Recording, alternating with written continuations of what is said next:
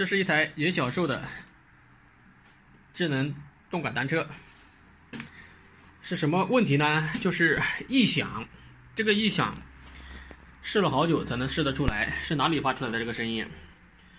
就是这个后面这个转轮，这个转轮它不是这个曲臂晃动，曲臂它是晃动的，而是这个整体的这个转盘它会左右，就是水平方向它会移动，向里，然后向我这个人身体这个方向移动，它会左右水平方向移动。这个一只手试一下啊，看能不能听出来这个声音啊？能听到吧？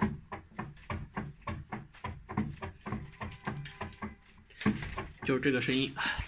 然后拆这个呢是需要先把这个装饰盖给扣掉，扣掉了之后，这里面有一个18号的螺母。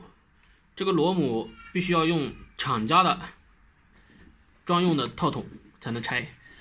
我那里面一套世达的工具啊，18号、17号、16号都试了，都没法塞进去。它是用那种很薄壁的那个套筒塞进去才能把这个螺母给拆出来。